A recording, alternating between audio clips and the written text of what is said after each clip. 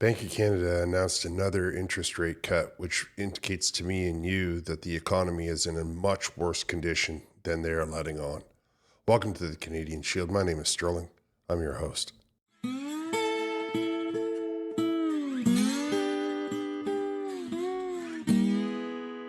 It would appear that the Bank of Canada governor has moved a little bit away from being an economist and trying to be a politician. His announcements are never quite what they appear to be. They want to push a lot of the liberal message. I'm assuming that's because they're getting quite wealthy from the policies of the liberal government, taking the money away from the middle class and putting it into their businesses and into their pockets. I can say with absolute certainty, however, that one of the reasons that they're going to all of this right now, right? They had made this announcement a day before or 2 days before they're trying to put in this ridiculous save you $5 GST cut that for some reason is going to give you a break right now when the fourth quarter is collapsing. But they don't want to give you that break when the April comes around or even when March comes around. There's a lot of inconsistency in that. However, the Bank of Canada governor will tell you it in his own words if he just know how to listen. Today, we lowered the policy interest rate by 50 basis points. This is our fifth consecutive decrease since June and brings our policy rate to 3.25%.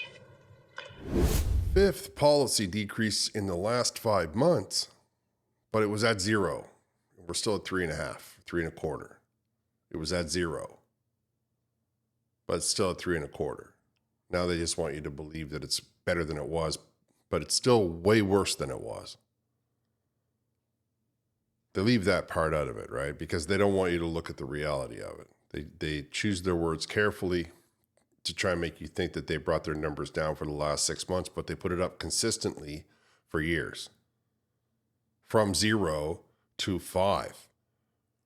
Now they're just slowly pulling off the chains ever so slightly until they can find a sweet spot where you'll start spending money again. Smartest thing you can be doing is not spending a dime.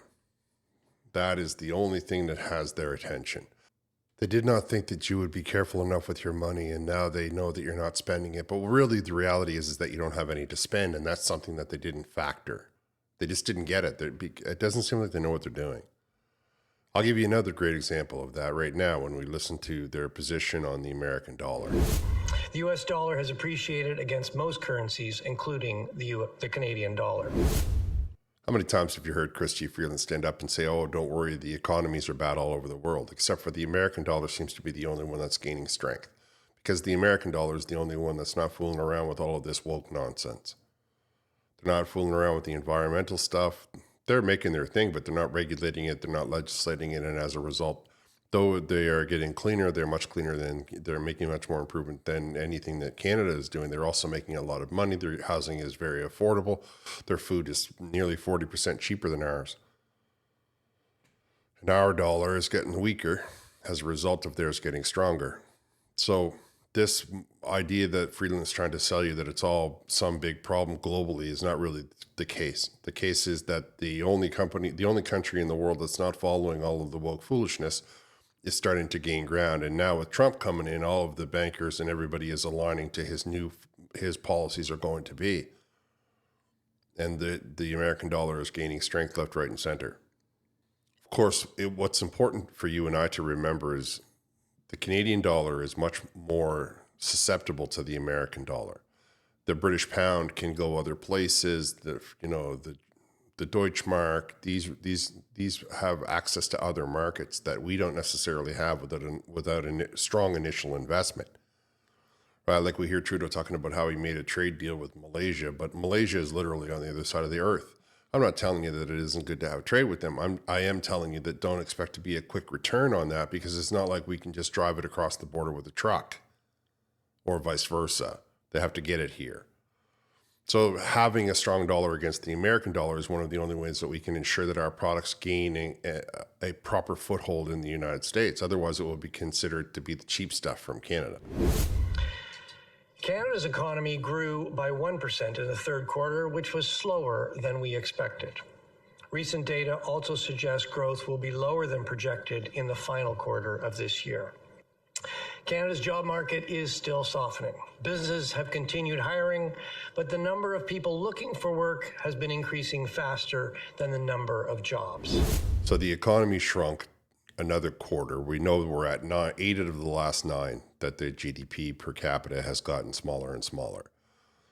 He told you, oh, we had projected that it would do better than the 1%.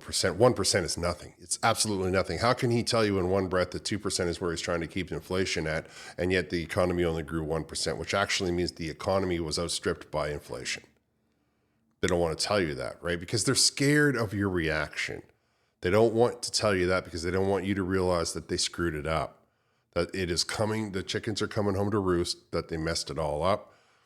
And that the only country in the world that's going to be making any money right now is the American economy, because they're the only ones who didn't listen to the far left foolishness, at least economically. We can know that there's a problem because not only did the economy not grow the size that he was hoping it would when he projected it back in, I guess it would have been July, when they made that projection, they were hoping that the economy would go into full boom, because the fall is often a strong indicator of the economy. A lot of stuff happens in the fall that generates a lot of money, harvesting being one of the big ones. The economy shrank. I've been looking at the numbers of the agriculture. They didn't use as much fuel. They didn't make as much food. There's a lot of factors that are about to come to the fore. And they know that. They see the numbers just as much. They see much more numbers than I see.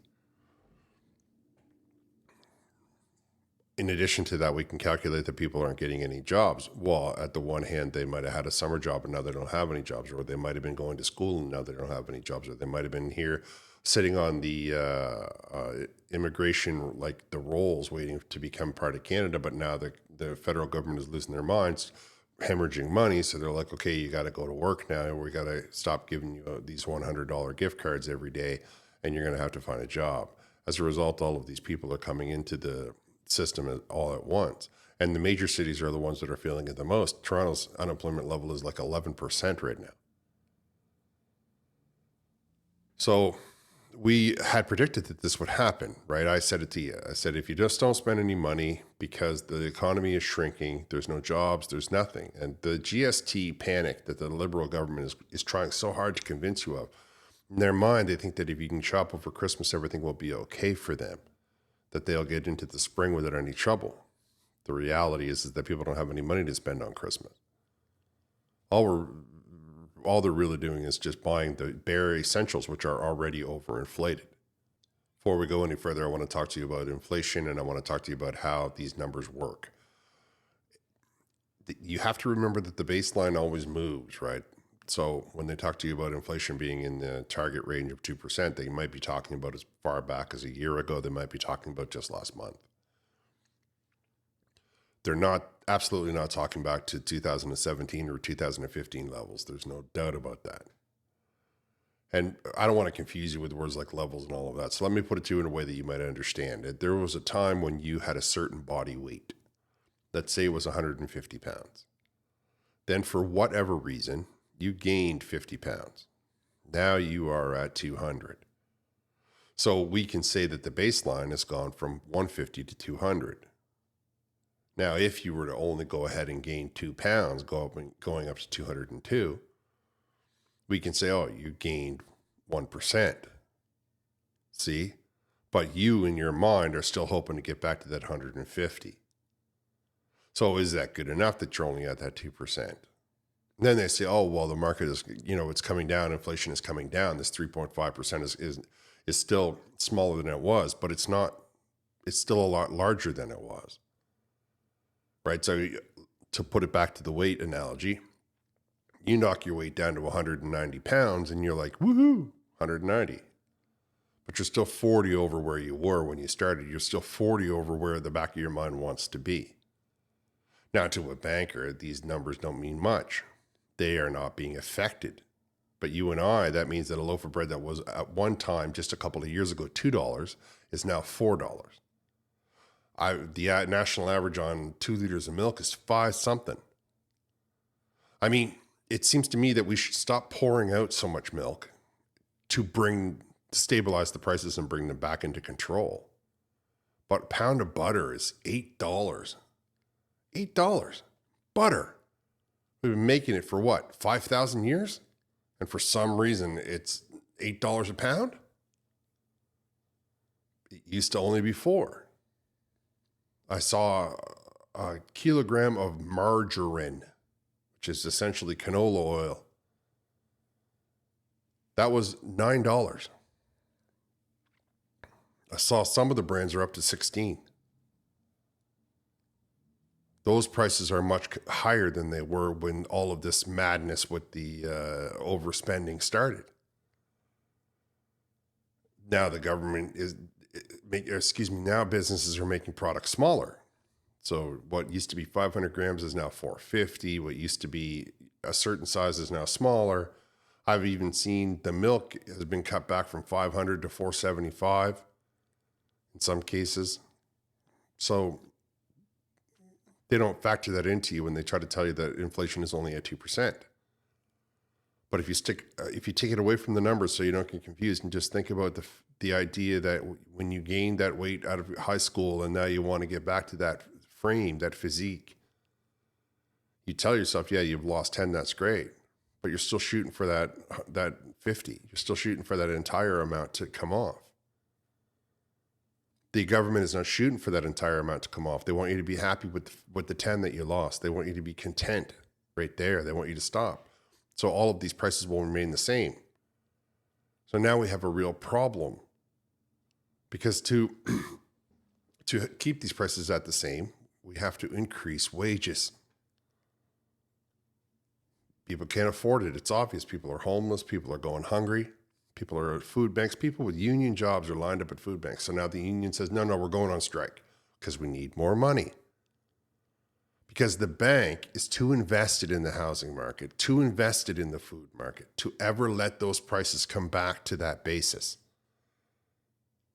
If they would stop trying to make themselves billionaires, we would all live much better. If we just said, look, we got a lot of lumber, let's build a lot of houses, we'll throw them up. It doesn't matter that we get more than we need because that's what will bring the prices down. But who loses there? The bank. Not me and you. Me and you are loving it. We're like, yes, I got a decent house, I'm going to live here. The bank, however, they're going to lose a little bit of money. So they want you to say, oh, it's at this percentage point and it's only gone up this much. But the truth of the matter is that it's much higher than it was just a few years ago. I hope that clarifies it a little bit for you. If it doesn't, leave me a comment and I will go deeper into it. I don't want to overload you with the mathematics, but I do need you to understand that what they're offering you is not what it sounds like. While the upward and downward pressures on prices have been moderating, risks to the inflation outlook remain. Elevated wage increases combined with weak productivity could push inflation up. Or the economy could keep growing below its potential, which would pull inflation down. But the economy remains in excess supply, and the growth outlook now appears softer than we projected in October.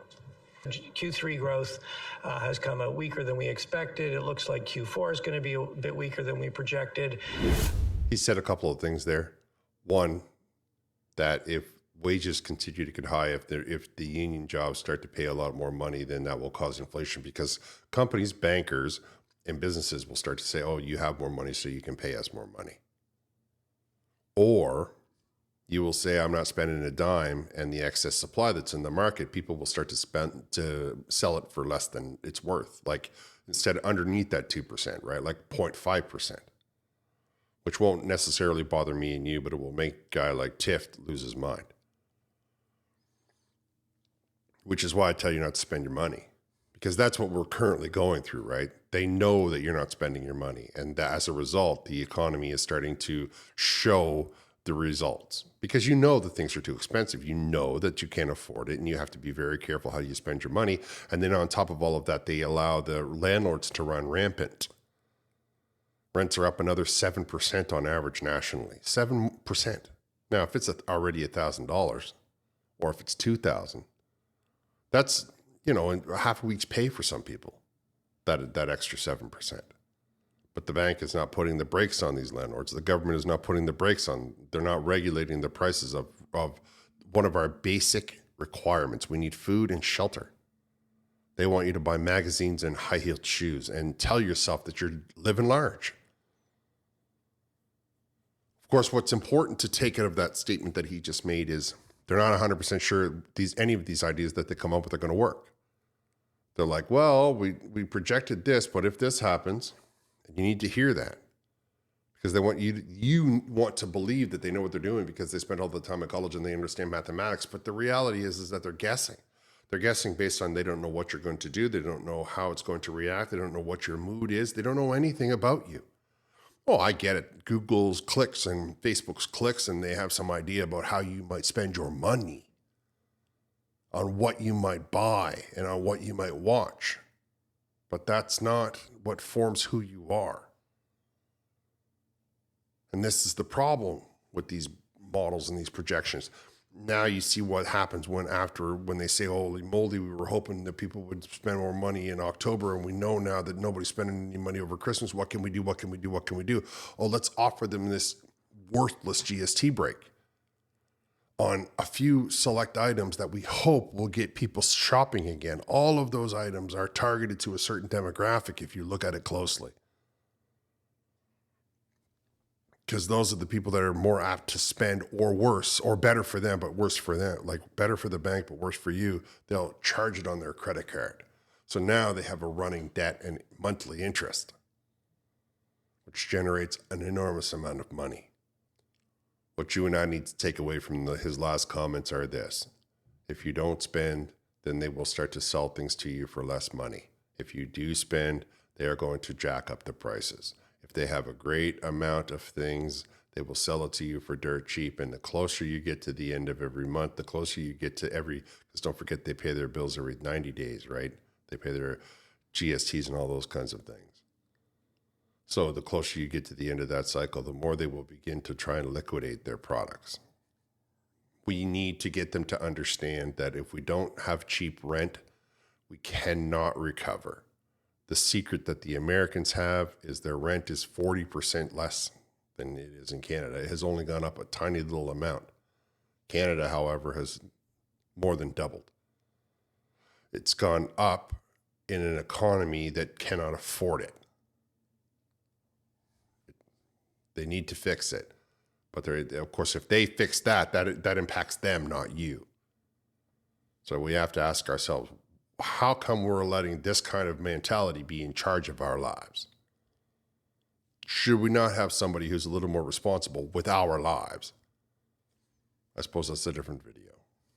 Q3 and Q4 are weaker than we projected, which of course is just a fancy way of saying people didn't spend as much money as we were hoping they would, and businesses did not create enough jobs as we were hoping they would, which is why they call it a projection. It's a guess based on numbers and models and statistical information that they glean from analytics.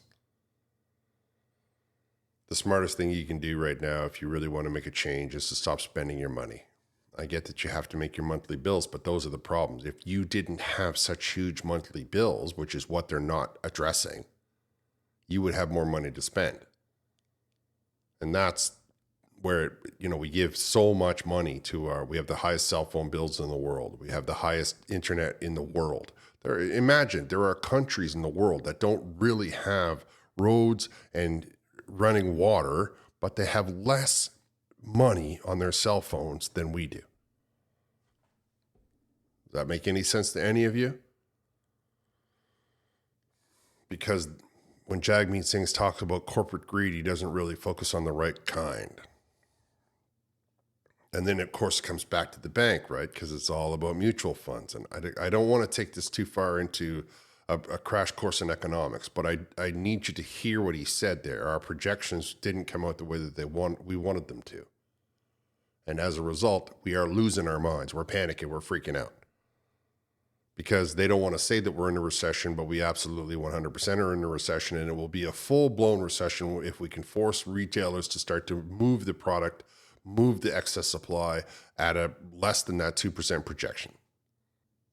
Okay, so you've heard him go on. The press conference was like 45 minutes. He said a bunch of stuff. He answered a bunch of questions. It was a 30-second question for a 3-minute answer. And I went through it and I watched it. And, there were some parts of it that aren't necessarily pertinent to your everyday life. But there is one part that was very specific, very on point for what I am trying to get you to understand. And so I want you to hear that now. And I left the question from the reporter in because it makes the answer clearer. Morning. Former Bank of Canada Governor Stephen Poloz made some comments last week. He said that population growth has masked underlying weakness in the economy and that we're in a recession. What's your response to the comments made by your predecessor? What's my response? Well, let me say, how do we see it? I'll let people decide what adjective they want to put on it. But, the traditional definition of a recession is, at least two negative quarters of growth in a row. The Canadian economy is growing. Third quarter growth was 1%. It's not growing very quickly, but it is growing. Yes, as Stephen Poloz pointed out, if you look at things on a per capita basis, we have seen a number of negative quarters. And that really reflects the fact, yes, we are in excess supply. The economy has been soft. So you heard that. You heard him say, well, yeah, maybe. It could, it just depends on which, matrix you're using. And, we had some growth, but it wasn't that much. You want 2% inflation and only 1% growth. That's really not good for me and you in any way, shape, or form. What I would point to is that when she asked him the question, he all of a sudden started smiling and he was laughing and he was looking at the camera and he was throwing up hands, all kinds. Like if he was playing poker, we would have known that he's sitting on a really good hand, or we would know that he's got nothing. Those are tells when he starts laughing like that and then tripping over himself to try to make it seem like it's not exactly what it is. And I think that this guy, he knows that economists know what's going on. Those of us that understand mathematics know exactly that we are in a bad way. The water is boiling and it's up to our chins. I believe that he was probably corrupted and sat down for lunch with a couple of politicians and decided that he would get his politics in the way of the mathematics, which is a fool's errand. You always want to keep the people who work with logic away from feelings, because the math is the math is the math. And when they come to you and they say, well, fudge the numbers or change the numbers so that it doesn't look that bad, you need to have a guy like the PBO who sits down and says, I don't care what you say. The numbers are the numbers are the numbers. And that's what I'm listening to. That's my logic. And that's where it is. It seems to me that the Bank of Canada governor might have tried to put his toe into the pool of politics or social influence. I will leave that for other minds than I to decide. What I know, what I saw there, though, I saw a guy who was trying not to tell you that his predecessor was absolutely 100% correct, that we are, and of course we are in a recession. Everybody knows it if you understand it in the slightest way. He didn't want to admit it, which makes me angry. It bothers me because he's not being honest. And the one thing about math is that it's honest. You don't necessarily want to like the outcome of those numbers, but the numbers don't care about your feelings. The numbers are simply what the numbers are. And you have to base your actions on those numbers, which of course he should have been doing for 3 years now, because he could have got out in front of this issue had we decided that we were going to slow down the amount of population until we had the housing to hold it.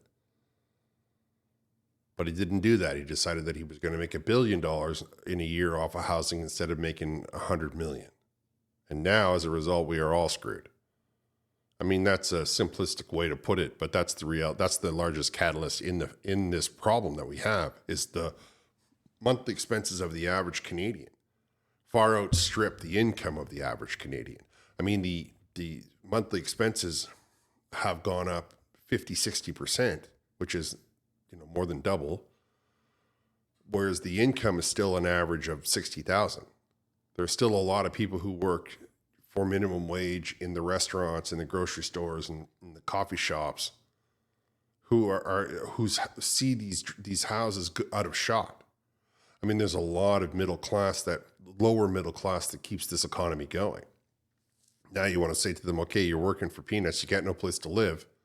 And they're like, well, why am I going to work at all then? And as a result, we see the situation that we're in. So I know that the Liberals are trying to tell you that everything is going their way because the number came down. The fact that the number came down by another 0.5 percentage point is a real flag. It should have you looking at it and saying to yourself, wait a second, why would it come down so fast, so far, so fast? And them thinking that they're going to throw these little bits at you over the course of 6 months and all of a sudden you're just going to start spending like crazy only shows to me that they don't really understand how little money you actually have to spend because your monthly incomes are chewing up all of your resources. They're out of touch, which is another mistake that you make when you try to become a social influencer. If you want to learn what the society is going through, you should be part of the society, and you can be darn tootin' that most of these people, except for maybe Pierre Poilievre and his crew, are not having conversations with the average, normal, everyday human being. And if they were to try to, they probably wouldn't be able to carry the conversation because most of them come from elitist backgrounds. Now, I digress, but I feel like if I'm going to go into this conversation, I might as well give it to you right from where I sit. All right, I'm going on long enough for this point. I'll probably have to start covering more of these economic videos. Hopefully it doesn't bother you. I want to thank you for listening. I'll talk to you next time.